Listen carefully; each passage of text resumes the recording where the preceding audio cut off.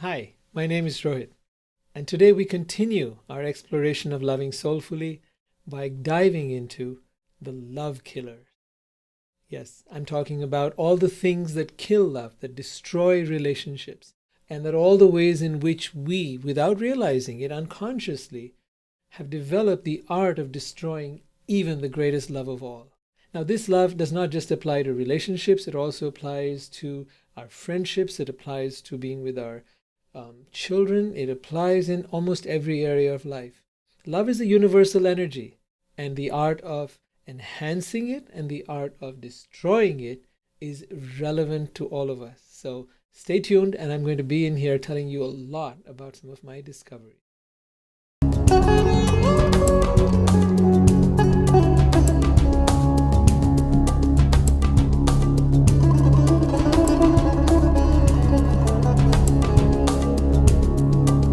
Hi, and welcome back. As I said, today we're going to explore the love killers. And what I mean by that is the things that we do consciously or unconsciously, often probably without realizing it, that have destroyed even the best of our relationship. My own experience has been very rich and colorful.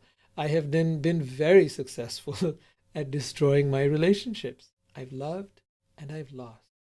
I've loved dearly, passionately, giving all of myself, and I've lost perhaps the greatest love of my life. I've been hurt and deeply brokenhearted. And I can tell you this, that if you have gone through it, you're probably going to wish you never did it again, and then you'll go back again and love again. But in the process, what often happens is we get shut down, our hearts get armored, we make it more and more difficult for anyone to reach us and to love us. And we do this by the process of blaming the other person, sometimes blaming ourselves, and sometimes I've even blamed love itself. And what I found is that the more I blamed the other person, myself, or love, the more I got shut down, the harder it became to overcome the hurt and pain that I had gone through. So I'm going to talk to you now about what it takes to prevent that happening. And to get there, I'm going to first read to you a little bit from my book, Loving Soulfully, about the kind of pain that love lost can feel like. The tears of yesterdays have dried after their incessant downpour. The rhythm of my breathing is all that remains of the life I once had. Breath carries me deep within myself. I find peace, but I feel disturbed. I find hope, but feel disillusioned. I feel saddened and broken beyond repair. I bring my tale of sadness, loss, and pain to the shore of aloneness. I call out to endless waters and vacant skies. What shall I do? Where shall I go? Who will love me now? An inner voice beckons, let go of everything and come home. I protest, I do not want to give up and die. She replies, death is an illusion. You who are deathless must die every moment to be reborn into timelessness. The inner voice continues, broken and tormented, you come to me asking, where is love? Why am I alone? Why does love torture me? Look now at your creation. Do you find beauty, peace, joy, freedom, love, and hope? Or do you see battlefields littered with pain, hurt, anger, sadness, and fear? You have turned to people and things to meet your needs for love, happiness, pleasure, and security. You have chased money, fame, and power. You have believed in science, religion, and politicians. You have worked hard, played hard, and tried every thrill imaginable. Yet no matter what you believed or did, no matter how much or how little you have had, your thirst was never quenched. You have been chasing shadows, life after life. What you long for cannot be found outside of you. The treasure you seek, the answer to all of your troubles, lies freely, abundantly, and endlessly within you. Within you lies yourself, your soul, your essence. Therein shall you find the fulfillment of all your desires. Therein shall you find unlimited, everlasting love, peace, joy, and wisdom. What you do not see within will be invisible in your world, and what you see within you will find everywhere. So the very first thing I learned is about self-love. I learned that there is such a thing as authentic self-love and egoic self-love. Egoic self-love was that which we do when we try to please ourselves through our mind. We try to love ourselves through our mind. We do things like shopping. We do things like massages, and we try ways to externally pamper ourselves, and we think that is self-love. And I found that that is not accurate at all. Authentic self-love arises from the authentic self, which is the soul. The awakening of the soul is vital. That part, which has been sometimes called enlightenment, has been thought of as being something very difficult to attain, but I found easy, simple, beautiful ways to get there. What I found is that when awakened, the soul is able to love us in ways that our mind cannot even begin to comprehend. It knows how to unconditionally love us with all our flaws.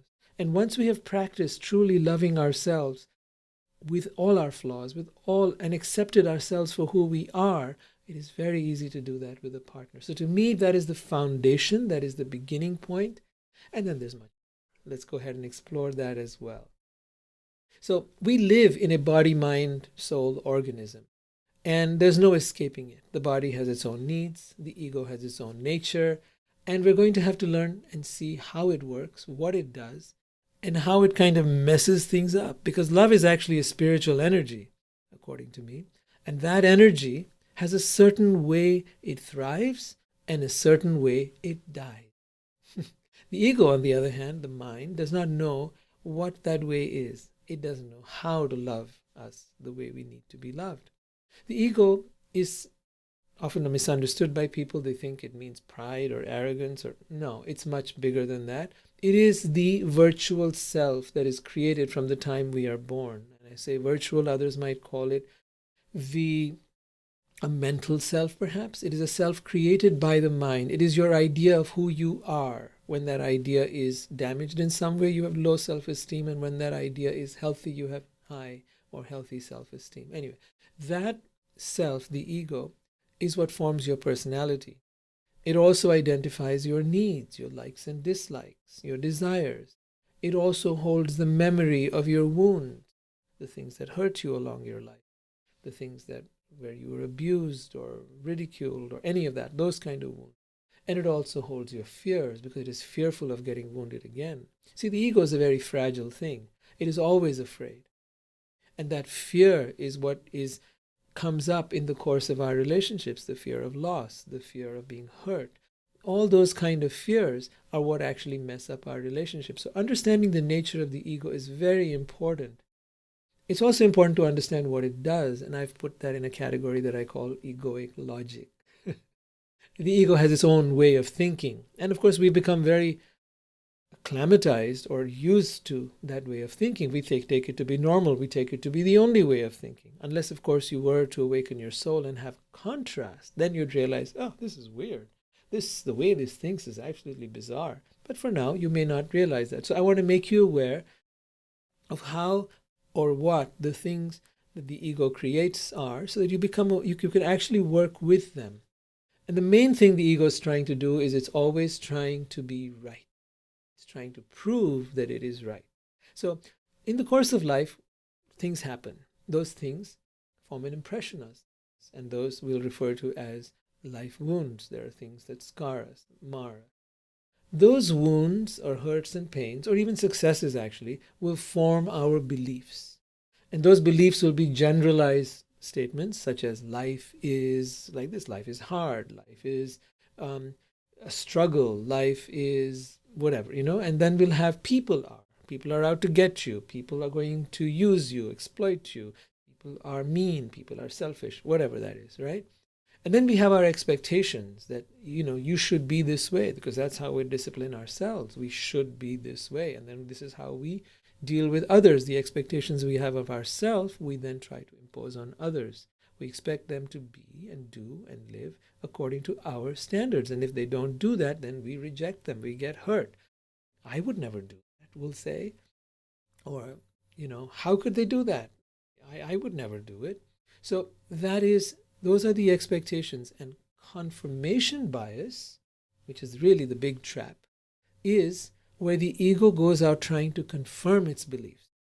I knew that you would do that. I knew that, so I'm going to be careful. So basically, it has a certain belief, and then now it's looking for evidence for that belief to be true. And whenever an incident arises, it will overlook what might not confirm its belief. Let's say people are cheaters. It will look for the beliefs where people are cheating or are lying. It will ignore all the times in which they spoke the truth and only focus on that which it wants to believe. That is called confirmation bias. So it's a bias that the mind has, and it is trying to confirm it. And that's what being right is all about. How does the mind go about doing this? It does this first by every incident it observes that comes your way. It tries to interpret it. This means this. So when you see someone behave a certain way or do a certain thing, it starts giving it meaning. When something happens in your life, it means this or that. It's always looking for meaning. When it realizes that someone is putting their meanings or interpretations on you, then it's busy defending and making excuses, justifying its position.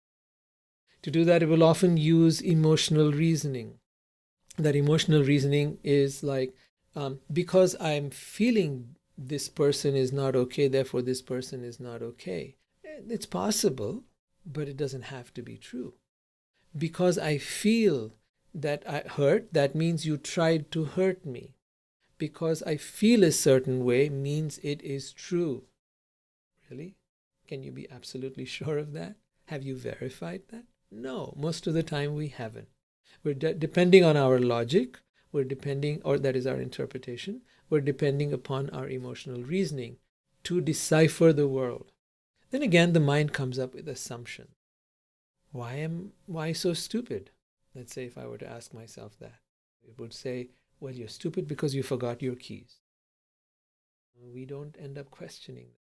Are people who forget their keys stupid? We don't question it. We don't challenge it. It then taps on past data. Oh, you forgot your keys the last time too. You're always forgetting your keys. Now it comes up with a generalization. And that generalization will now become a fact. It'll become embedded in our mind, and we will begin to see it as reality. We will personalize it. I am a forgetful person, or you are a forgetful person. And we will make this very personalized. You are out to hurt me. You don't love me. We will make it personal.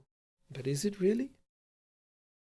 Unless we challenge our mind, we're never going to know. Unless we look at both sides and all sides of the situation, we'll never understand. That's why people go to a therapist who will help see both sides of the situation, and hopefully that will help them see things. But what if you could do that in yourself? What if you could do that with your partner directly? It requires a certain amount of stepping back from your mind. Now, along with the egoic logic, the mind also has what I'd call egoic emotions. Remember that emotions usually arise from our thoughts. We think a certain way. We think this person is treating me badly. And now our emotions come up and we begin to really get hurt by this person's behavior. But what if this person is themselves disturbed about something? We've never really looked at what might really be going on with them. We've just jumped to certain conclusions. So when the ego's needs are not met, it starts to become reactive. And that's the emotions that come up. And often these emotions are fairly infantile, like a baby. An infant is unable to meet its own needs, and essentially the ego behaves in that way. It does not know how to meet its own needs. It looks to other people to validate you. It looks to other people to love you. It looks to other people to make you happy. And that tells you the infantile nature of the ego. A true adult is able to make themselves happy, is able to make themselves feel loved.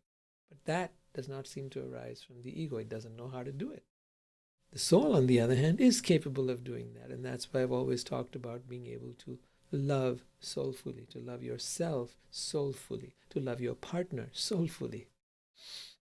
Now, when the ego's needs are not met, like a baby, it starts to cry. When a baby doesn't get candy, baby cries. That's essentially what happens. It starts to cry. That crying could come out in the form of blame, usually. And that can come in the form of aggression, such as shouting at the other person, fault-finding them, criticizing them. It could also be passive aggressive, where you hold it down and you pretend like nothing's going on, nothing's going on, nothing's going on, and then you explode. And the person says, "What happened to you?" Suddenly, out of the blue, you're like blowing your top. And of course, it can also come out in the form of crying. Those are all expressions where it's externalizing what it's feeling inside. The ego can also internalize, such as self-blame, and put you into a place of guilt or shame. Something is wrong with me. I'm so stupid. I'm not worthy of love. All these different ways that it will internalize its emotion. The result, if you keep doing this over and over again, is a kind of compounding. If it's about blaming others or righteousness, it can lead to a kind of arrogance or a sense of being better than the other person, of being more right than the other person. See, righteousness is really about imposing your shoulds and ideas upon another. It is a form of control. So that it can compound itself to become that kind of righteousness, or it can become wrongness, beginning to doubt yourself, feeling unworthy of love, feeling not deserving, and then tolerating bad behavior as a result. So the essential strategy that the mind or the ego creates is conflict attack. The attack can be either to the other or to yourself. It essentially does that by fault-finding, judgment. It also does that through control, such as trying to restrict the other person, or emotionally blackmail them, or threaten them, threatening them to leave the relationship. Restricting them, such as, if you talk to so-and-so person, then I'm leaving you. Or things like that, whatever it might be. Or it could be just a zillion different ways in which we try to control. But in fact, the more we try to control, the more we lose love, the more we lose the other person. The more we judge them, the more they get stuck in their patterns. The more we criticize and fault find, they will get stuck. The more we nag, it's completely counterproductive, and yet we do it. It doesn't work. None of it works. Control doesn't work. Criticism doesn't work. Sarcasm doesn't work. Tit for tat doesn't work. The mind has all these strategies, but they are useless. Completely and utterly and absolutely useless. And it's important to identify what happens. So we'll go even deeper. My first step I want to tell you to do as a solution is stop. Stop. Stop what you're doing.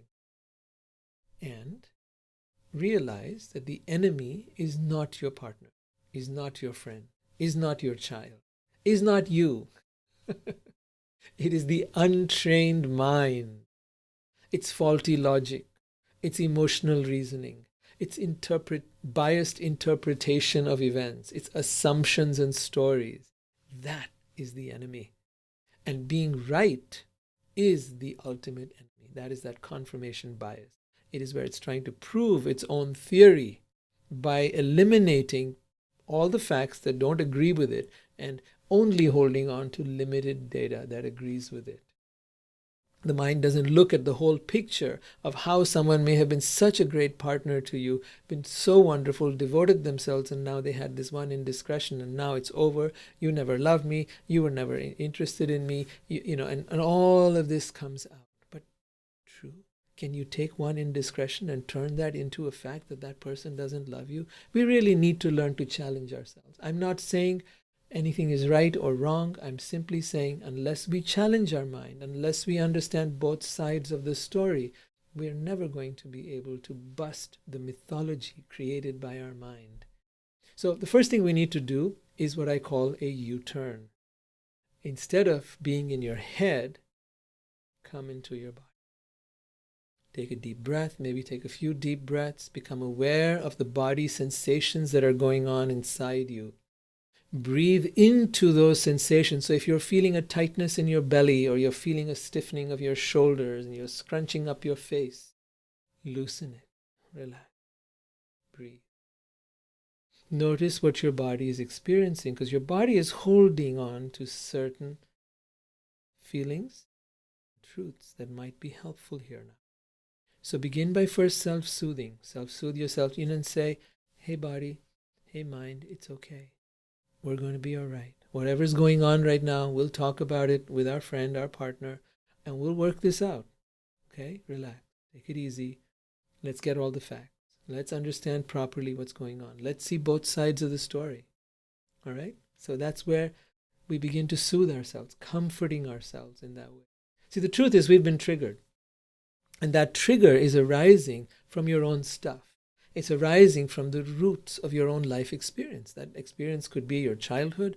It could be things that happened later in your teens or later on in your relationships. Wherever it's coming from, it's good to get to the roots of that.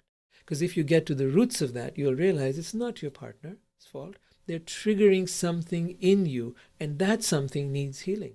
Now, if you know how to do that, great. You can work with a therapist or a coach, but you do need to get to that. The most powerful thing you can do in the moment, again, is self-soothe. Breathe, relax, and reassure yourself. It's all going to be okay. We'll figure out where this is coming from. I don't know right now, or I do know right now. And this is where it's coming from. It's something that happened in childhood, and this happened, and like that. You begin to soothe yourself. Think of your ego as a child who's having a tantrum, and then start to soothe it. And that'll cause a certain softening to occur, because you see what's happened is the mind has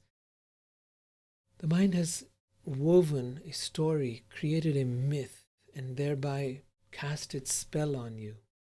And what it's woven has some truth to it. But you see, when you take a little bit of truth, a limited truth, you can spin a huge lie around it. The truth really consists of understanding all different sides of the situation. Because until you have that data, you're living with a lie, a limited perception. To the degree that you are a believer of your mind, and the more you blindly believe it, the more it can torment you. Instead, observe it. Doubt it. Doubt your own mind. Whatever it's saying, I don't know. Maybe, maybe not. I don't know. Don't believe it. Whatever it's saying, I don't know. Stick to that. Observe it, doubt it, challenge it. How do you know? Prove it. Where's the proof? This person doesn't love you. Really? How do you know? Right? Challenge it. Get the facts. And then whatever the assumptions are, let them go. They're possibilities. They could be true, but they're not necessary. Don't just jump to conclusions. And then drop into a place of vulnerability, of humility and openness. Be curious. More than anything, be curious. Because curiosity, openness, vulnerability, humility will help you get the answers you need from the person concerned. It will help you see things more clearly. It will open your eyes instead of being caught up in the whole spell of anger and hate and all the stuff that's arising in you. It will allow you to see things as they are. Instead, what you want to do is identify for yourself. What do I want, desire, and need? What are my shoulds and expectations? How do I interpret, generalize, and personalize? Really, write these things down if you want. And then tell them to your partner. Let them become aware of what goes on inside you. The more clear you are about what you want, desire, and need, what your shoulds and expectations are, how you interpret things when they happen, when they don't take the garbage out, when they don't wash the dishes, when they don't do this or don't do that. How do you interpret that? How do you generalize that? You never take out the trash. You never do this. You never. How do you generalize? And then how do you personalize it? How do you make it about yourself? That is not you. Your ego does that, actually. How does your ego personalize it? Oh, and then I feel unloved. I feel uncared for. I feel you don't respect me. Whatever that is, right? How does it feel when this happens?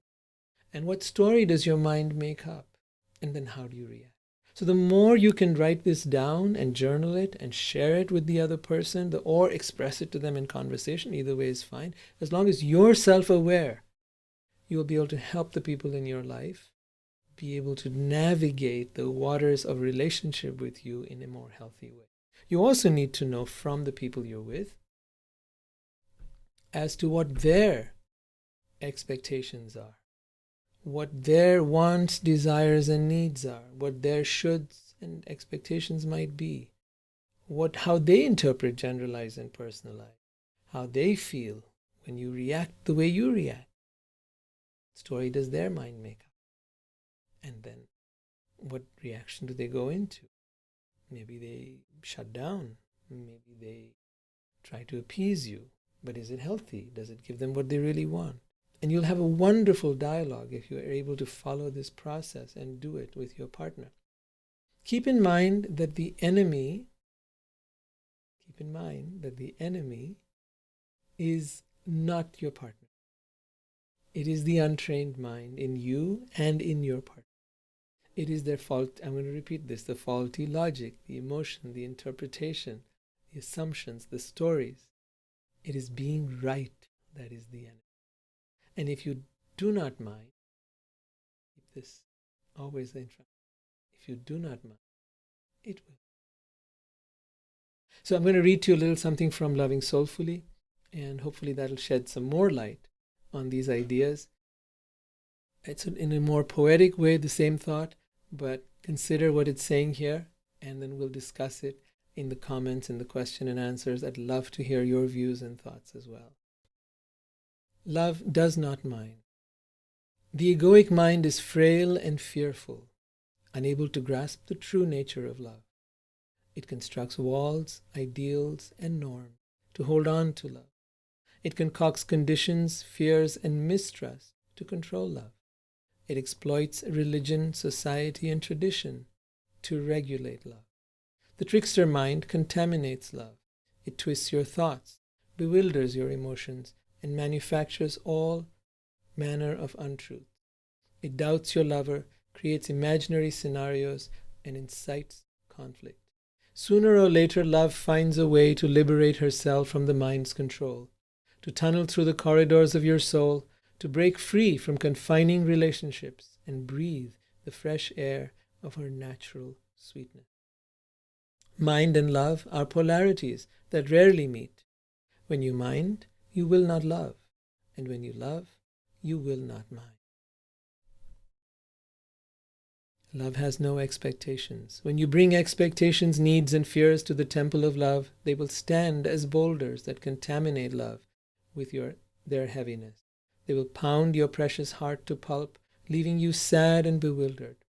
The baggage you bring to love must be abandoned at her doorstep.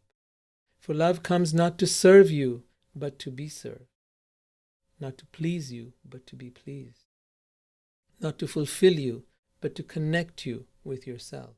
Not to be abused by you, but to dissolve all that you think you are. Love expects nothing and takes everything. Love strips you naked, makes you vulnerable, and gives nothing in return except love. Love has no need. Those who go to love to fulfill their needs must pay the price of love in exchange. Love will not allow herself to be used by you. Love's intent is to use you to express herself. When you resist love's intent, she vanishes, leaving you with shadows and memories. The ones you use to fulfill your needs have needs of their own. In the battlefield of needs, many have found themselves battered and alone. Seek not another to fulfill your needs. All that you need, desire, and seek lies within you. You are complete and powerful in yourself. Marvel at the tapestry of your exquisiteness. Explore its intriguing occurrence in another. Then you will know the secret of the divine paradox. You are all one yet different, divine yet human, perfect yet imperfect, complete yet wanting more. Then you will know that there is nothing you need, yet love is all you will ever need.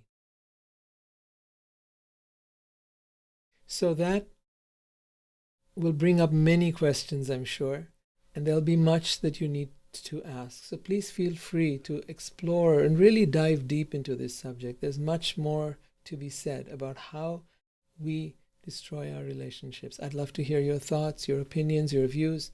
But in summary, I'd like to say the main point is that we are all flawed. We are all imperfect. And the biggest thing we need to let go of is our idealization of our lover. The more you put them on a pedestal, the more likely you are to bring them down. And unfortunately, that is what naturally happens when we fall in love with someone. We see the best in that person. We idealize them. We put them on a pedestal. And then sooner or later, when our eyes open, we tend to bring them down. Someone once said a little joke to me. He said, love is blind. And when you get married, you get your eyesight back. And what I got from that is that there comes a time in our relationships where we begin to see all the flaws in the other person. But really, that is the best time. That is the opportunity for us to be able to love them with their flaws, to love them for their difference, for the way they think, for the way they're different. They're not like you. You chose them, not because they were a carbon copy of you, but because they were different from you. Because that difference will help you expand, because that difference will teach you things about yourself that you were drawn to in them, things that you may have not explored or suppressed within yourself. Your unclaimed self is what attracts you to another person. So realize that you were drawn to them for this reason and begin to appreciate how they think, where they go, how their mind works. The more you're able to reveal yourself through vulnerability instead of defensiveness and argument and conflict, the more you'll begin to appreciate why you began to love them in the first place. The more your love will be ready to go to higher and higher heights. So love them as they are with their flaws and watch the magic of what happens. In the upcoming episodes, I'll be going over how we can make love grow even further, how we can turn it into the most divine and wonderful experience, the one that our hearts have been dreaming of, the one that we've been longing for, the soulmate love that we desire. That can be found, but it's an art and it needs to be learned. And in the next episodes, we will definitely dive into that. So stay with me and let's continue this journey. I want you to know that I love you, I'm here for you, and let's do this together. Welcome back. So I hope you enjoyed that piece. I've also included a tool sheet that you can download, and that will give you the tips and tools that I talked about out here so that you can actually apply this. You can print it out and you can apply it, share it with your partner if you have one, and be able to bring these things into your own life. Now, I've had some wonderful questions coming in. One of the first things that I'd like to say about everything I've said so far does not apply to someone who is a pathological liar, a narcissist, a psychopath, a sociopath, or any one of these categories of extreme characters who some of you may have come across. I want to be very clear that this is about the average person that we all come across. This is about a person who is genuinely there because they love you and because they care for you, either as a friend, as a lover, and not as someone who's trying to exploit you and use you. Now, I know that typically the mind and ego is very fearful and will very easily try and put someone in that box. My point in all of this was to challenge the mind to see things as they are, to be able to give each person a chance to hear each other. Because a lot of times we jump to conclusions, we assume things, we expect things, and we don't really balance the equation from both sides. So this is not to make excuses for the person who is deceiving and who is, no, this is not for that kind of person. Someone who is deliberately trying to hurt. I just want to move away from the assumptions that someone is trying to hurt you to the fact that someone is trying to hurt you. When the facts become clear, see, the more objective you are, the more you'll be able to see the facts. Unfortunately, a lot of the times we're subjective. Now, what happens when you're subjective is, yes, you do react, you do end up saying things, you do end up doing, thinking and feeling things. A lot of times people who are actually out to deceive you will go covert. They will tend to hide because they know that they're not getting away with their game the way they were playing it. So if you use some of the skills I'm giving you and actually go into revealing what is on a person's mind, what is in your mind, what is in their mind, you'll be able to stay on track more with what their actual intent is. Very hard to hide when you're being, well, to use the word, to being naked, emotionally naked, in terms of your thoughts, in terms of your beliefs. You're really stripping away the layers of the drama that comes up and talking about what is actually going on behind the scenes in your heart, in your mind, and asking them to do the same. It's very hard for someone who is a deceiver or a psychopath or a sociopath or a narcissist to actually reveal themselves. They're not really good at that. They're very good at hiding.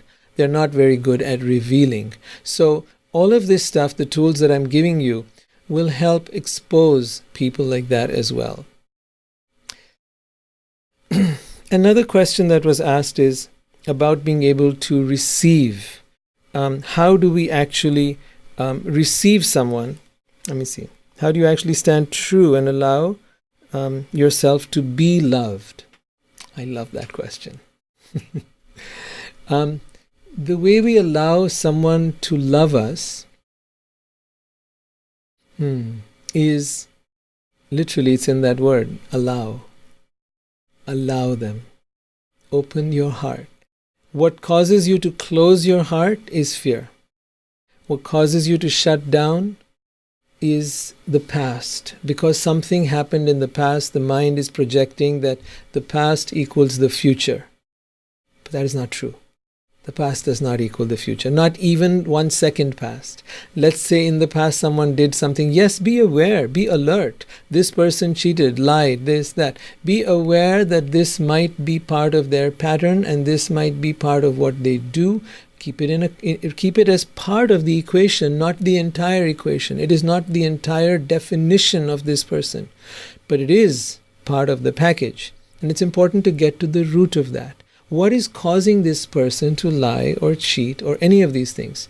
If you can actually go deeper, you'll be able to find out the root causes. Now, maybe those causes are something that is pathological, that they're just going to do it no matter what. They lie to everybody. They lie not only to you, but to their friends, to their colleagues. It's pathological. In that case, you may not want to pay the price of such a relationship. Because if they're doing it to others, they will do it to you. But the normal person will tend to lie if they feel scared. And if you can expose what is going on in their mind and their heart, and you understand that they are fearful of something, perhaps you're yelling at them, perhaps you're nagging them, perhaps you're criticizing them. And then that causes them to shut down and it causes them not to really share what is going on with them. Yes, in those kind of cases, which is most cases, you'll be able to find out what is the behavior or action or words or whatever it is that you're doing that might be shutting down the other person. So this kind of vulnerability helps you bridge the gap and circumvent the problem. Okay? It doesn't mean that everyone, you got to start with the idea that people are innocent unless proven guilty. I don't say close your eyes, the proof might be there, but watch the patterns. For those of you that are skeptical about people, watch if there are patterns, but don't use confirmation bias, meaning that you've already prejudged them, you've already pre-arrived at conclusions, you're waiting for them to stumble and fall, and there they go. That is very hard to live up to. That makes it almost impossible to be in a relationship with such a person, with you if you're going to do that. So if you want to allow someone into your heart and allow them to love you, allow. Meaning, look for the best in them, but also be observant about their flaws. They're going to have both. There is no human being, including you, that doesn't have both good and bad qualities. The question is, are those bad qualities okay with you or not? Are you willing to pay the price of admission? Think of it like that. Sometimes the price of admission is too high. And sometimes the price of admission is a little bugging. It's, okay, I can live with that. So you've got to be able to break it down to that. There are most things that people do can be worked around. The question only arises when there are some things you absolutely cannot work around. You're not willing to pay the price of admission. That is just crossing the line. And you may have talked about it, and you may have tried to work it out. And if nothing else works, then you know this is not where I want to be, because this is damaging my heart, this is damaging my spirit, and it is causing me to become or bring out the worst in me. But please do that before you really use that situation to take a look at what it is bringing up in you, what kind of triggers are there. Heal those triggers, work on that stuff so that you can use this situation, bad as it might be. But at the same time, don't presume that. I want to kind of give you both sides of the equation so that we're not just sitting there with our hearts guarded and our shut down and not allowing love in. It's the greatest tragedy of our times that we have moved in our ideas. Monogamy used to be basically that you fell in love with someone and you stayed with them till death do us part for the rest of your life. And now we fall in love with one person after another, and we call that monogamy. Unfortunately, the process of doing this each time armors our heart. Each breakdown, even within a relationship, but especially if it's a break-up, then the breakdown that occurs and the reforming and the reopening the heart causes us to become more and more and more skeptical. So I'm just asking you the way to come into a relationship, whether the one you're already in or whether the one that you're now about to get into or you're getting into, is to come with a clean slate. It's easier said than done, I know. It's easier said than done to really wipe off the wounds of the past and start fresh. But I'll tell you the key to doing that. Two things, two very vital things. A lot of folks would say forgiveness. I would put that second. First, before you go to forgiveness, I would say, what are the lessons I've learned from the past relationship, where I got hurt? What are the constructive lessons? Not the lessons that say, oh, I'll never love again. That's not a lesson, that's a reaction. But what are the constructive things that I took? What are my takeaways? What are the things that I can do differently? How did I contribute to the problem? What did I attract? And what do I want from here onwards? So be very careful to really take the time to understand the lessons of the past, because that's what history is for. If we learn from the lessons of history, we are possibly not going to repeat them. That's the hope. And so if you've learned the lessons from there, then it's much easier to forgive. It's still hard. It's still difficult. But remember, you're not forgiving a person for bad behavior and thereby condoning it. What you are doing is you're saying, hey, there's nothing I can do about this. So, best of luck. Wish you all the best. I hope you'll learn your lessons along the way, and I hope you'll evolve into a better person along the way. But this didn't work out for me. So I forgive you only in that I release you. I see it as forgiving. Forgiving to God, forgiving to the universe, forgiving, releasing this experience, letting it go, so that you can start with a clean slate, so you can honor your own heart, so you can value your own life, and you can have the opportunity to be in love again. We all need that opportunity. We all deserve it. And let's not forget that no one person needs to have the power to be able to take that away from us. I'm going to take a look and see what other questions are there. A lot of you have been writing things here. Tina says, you said that we once perceive expectations from our loved ones and that thus, I'll read it here. You said that we perceive expectations from our loved one and thus this is an ego-driven thought and action. Isn't it normal to have an expectation in a committed relationship? We expect that our partner loves us, therefore is mindful of being loyal or being responsible for what he has promised. He can keep in mind that people are not perfect, but that in all relationships there is a certain degree of healthy expectation. What are your thoughts? Look, we all have a mind, we all have an ego, and the ego does create expectations. Those expectations come in the form of shoulds. Typically they are, you should do this, you should do that, you shouldn't do this, you shouldn't do that. This is normal for the human mind and ego. So yes, we're going to have them. Does that mean that they are the most beneficial things? If we eat the wrong foods, we're going to get an upset stomach. Is it the best thing to do? keep eating those wrong foods? Perhaps not. If it's going to cause you to be, if your expectation is healthy and can be worked, and the expectation can be expressed and it can be met, great. Wonderful. I expect my partner to be neat, and they are neat. Well, there's no problem. I expect my partner to be neat, but they're a slob. Well, we talk about it, we try to resolve it, we try to get to the bottom of it, we share how it feels to me and how it feels to them and what their needs are versus what your needs are. And no matter what you do, they're not able to break out of that habit. Now, you have an expectation, that expectation is causing you to be upset. Are you going to just keep on yelling and nagging at them? Are you going to break up with them? What are you going to do? Your expectation isn't serving you. See, an expectation should serve you. It should serve the relationship, not diminish it, not hurt you, not hurt the other person. So remember, the expectation is yours. You may have to modify it. You may have to negotiate it. You may have to hear each other's point of view and find something that is a win-win for both of you. I remember Byron Katie talking about this with her kids and how they would throw the socks everywhere. And, when they came home from school, and she used to get mad about it, went on for years. And finally, after telling them again and again and again, she realized, I'm the one that wants the socks put away. And so they just don't have the awareness to understand that. It's just not going to happen. Then she started doing it. And eventually, about a year later, they kind of got used to the idea and started doing it themselves.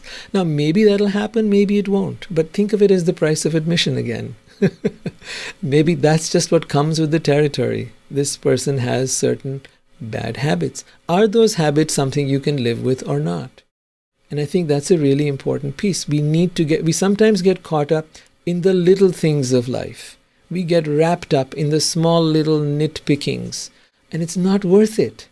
It is not worth it. Please keep the bigger picture in mind. Love is way bigger than your expectations. Love is far more important than all your shoulds and should nots. Those are there to help you and serve you. They are not there. Don't use them as weapons to destroy your relationship. If you've done it in the past, please don't do it in the future. Just learn from these things. They're so important. All right? Let's see what else we've got here. Thank you so much for your questions. I really appreciate this.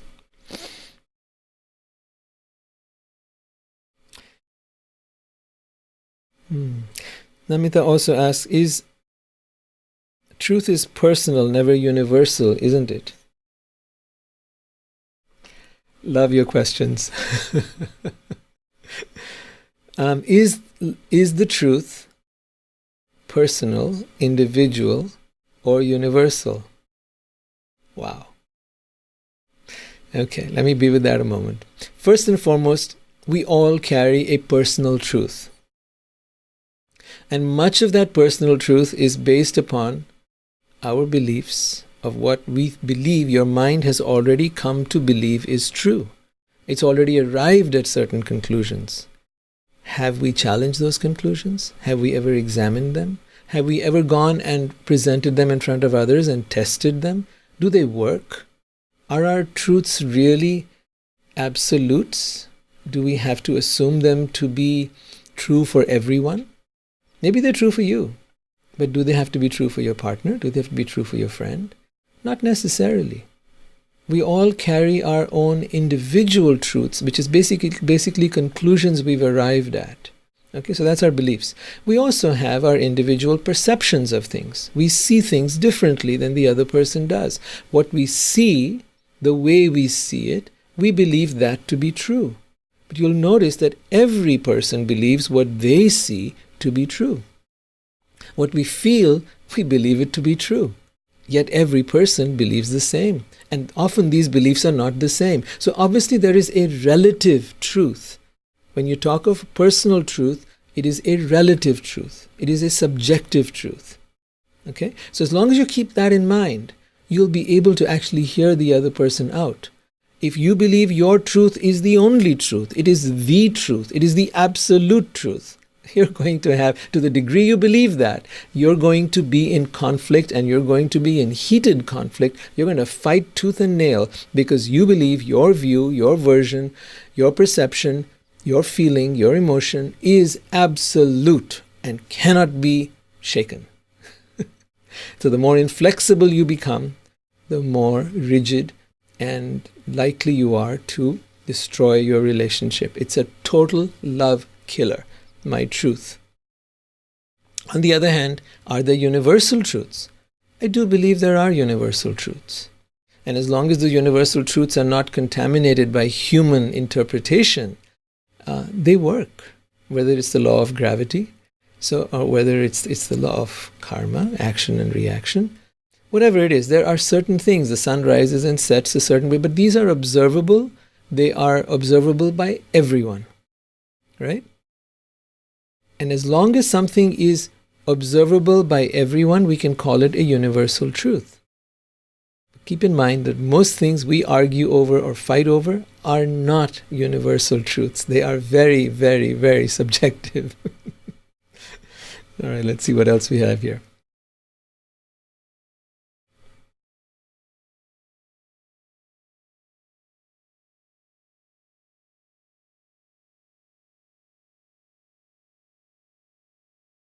What is a committed relationship? Well, that's another big question. There's two kinds of commitment. There's the commitment that is formed because of a social contract or religious contract. And most relationships seem to fall into that category. Social or religious contract, an agreement made between two people to be together through health and through sickness and through this and that and, ups and downs of life, till death do you part. Now that's a social or religious contract.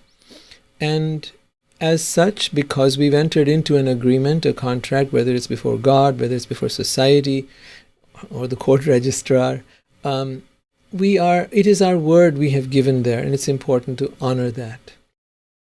Granted that there are times we will fail and fumble.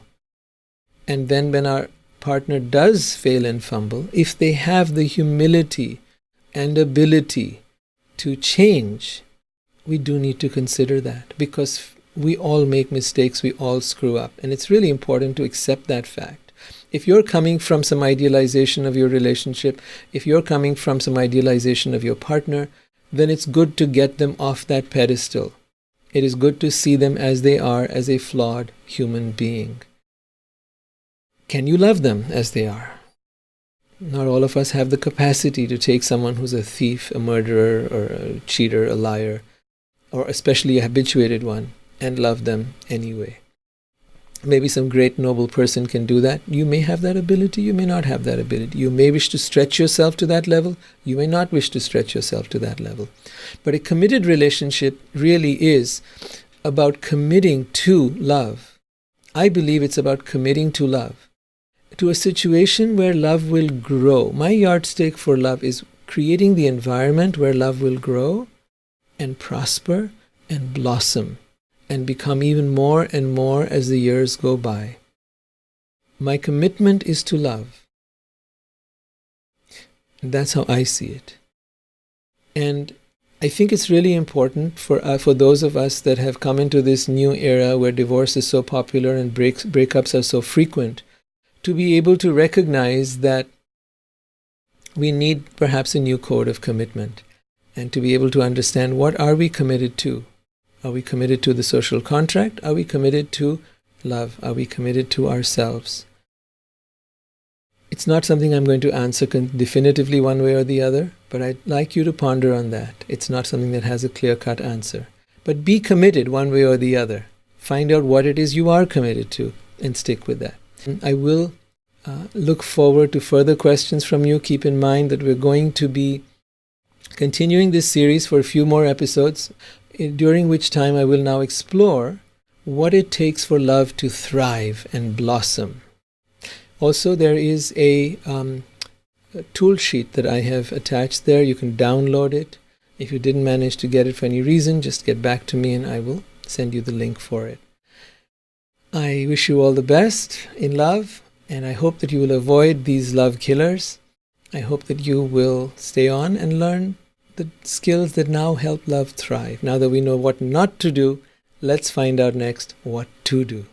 Okay. With all my love and all my heart, take care, and I will see you soon. Bye.